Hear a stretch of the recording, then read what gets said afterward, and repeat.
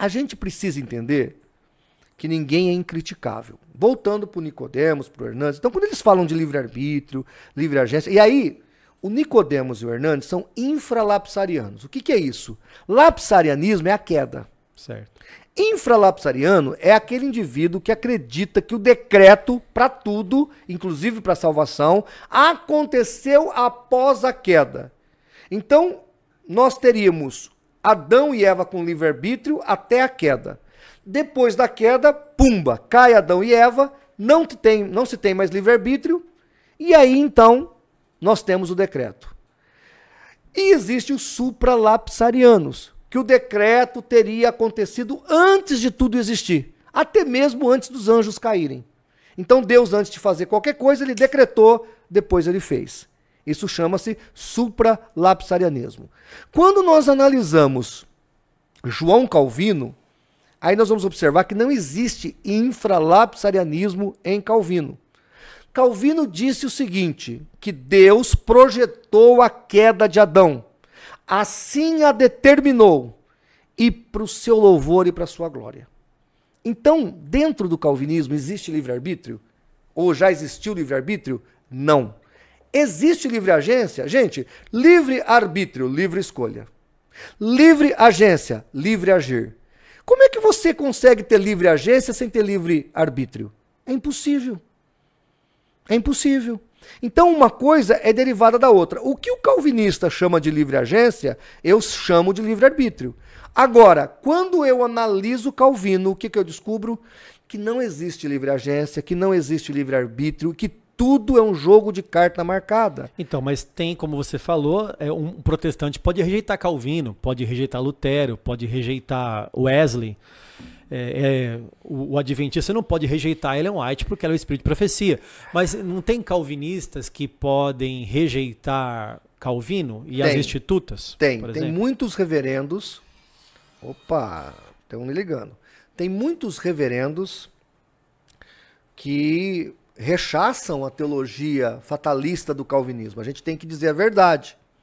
Existem muitas autoridades calvinistas que realmente não entram por esse caminho e não aceitam esse caminho. O problema é que quando a gente fala aqui de rejeitar ou superar Calvino, pastor Tarles, nós temos, na verdade, não é de falar de superar ou rejeitar Calvino, mas sim o sínodo de Dort. É aí que a porca torce o rabo. Por quê? Porque o sínodo de Dort, ele é como uma coisa canônica para o calvinista. Não é Calvino que é canônico. É o sínodo de Dort. Neste sínodo, que foi feito para condenar os arminianos, que nem tiveram assento de fala, nem direito de fala, nem assento nas cadeiras de delegados, houve ali uma condenação e ali houve o credo. Esse credo para o calvinismo, o calvinista, é quase como equiparado com a Bíblia. Esse credo não pode ser mexido. Será, pastor? Então, assim, não. Então comparando com a Bíblia, você está comparando já os sínodos de Dort com a Bíblia. Os calvinistas falam isso? Eles não falam, eles agem como? O catecismo deles, para eles, está quase no mesmo nível. Tá certo? Eles vão negar, mas o fato é que, de fato, eles não mudam. Porque o que seria legal em nível mundial ou em nível nacional, houver um concílio e aquilo que, por exemplo, o doutor Nicodemos agora, recentemente, descobriu que os arminianos podem até ser salvos e que são irmãos deles.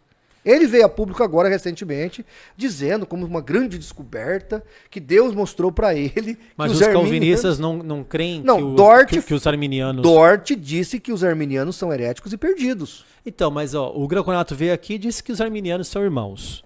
Isso. Você acabou de falar que o Nicodemos falou que os arminianos são irmãos. Isso. Então eles não estão... E o Dort fala que não foi irmão. E os calvinistas dizem que creem em Dort. Como é que fica? Então eles romperam com essa... Mas não existe nenhum documento oficial. Aí que está o problema.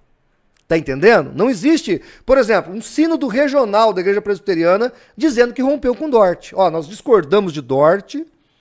Aquela condenação que foi feita aos arminianos não é correta, não é justa, não é fiel, a gente discorda dela. Isso não existe. Então, enquanto isso não existir, e eu escuto os caras falando isso, o que o meu ouvido está ouvindo? Hipocrisia. Então, você considera os calvinistas irmãos. Claro. Não existe nenhum sínodo arminiano condenando os calvinistas. Repito, não existe. Certo. Agora, existe um sínodo calvinista condenando os arminianos. Ah, mas nós descobrimos... Ó, o Nicodemos conta isso com uma grande vantagem. Não, porque eu descobri... Pô, depois de 60 anos de ministério, ele vai descobrir que os arminianos são irmão deles. Demorou 50 anos para ele descobrir. Não, acho que ele já... doutor Nicodemos, não diga isso. Então, veja, demorou 50 anos para ele descobrir. Então, descobriu. Como é que faz com Dort?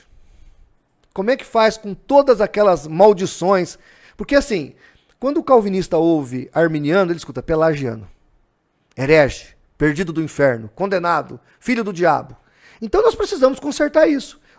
Eu não tenho problema de acreditar que eles são nossos irmãos. Ok, estamos resolvidos. Acho que você também não tem esse problema. Sim. Agora, quando é que eles vão consertar Dort? Eu estou esperando. Tá certo? Outra coisa. Aí seria necessário, está dizendo, um documento oficial. Uma retratação. Uma retratação. O Papa não se retratou pedindo perdão pelos crimes que foram cometidos contra os protestantes? O João Paulo II veio a público e se retratou. Agora, vamos voltar para falar de livre-arbítrio. Então, quando você analisa o calvinismo, não existe livre-arbítrio, nunca existiu livre-arbítrio e nem livre-agência. Isso é tudo mito. Ou seja, o calvinismo é puro fatalismo na íntegra. Qual foi os únicos teólogos que falaram que Deus derrubou as Torres Gêmeas nos Estados Unidos?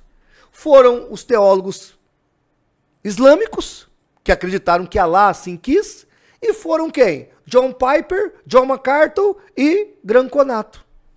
Falaram aqui nessa cadeira aqui, que Deus derrubou.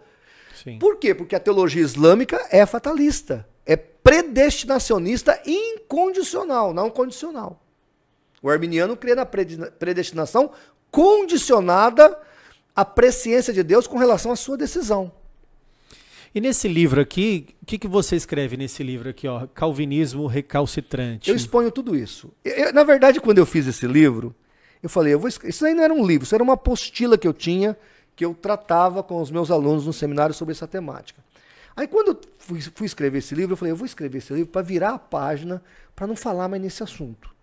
Mas foi só escrever o livro, que aí o assunto nunca mais saiu da minha pauta. E hoje em dia, nós precisamos acertar isso. Nós precisamos conversar com isso. Eu vi aqui o Gran Conato, nesta cadeira, neste lugar, dizendo, você é educado, um monte de inverdades.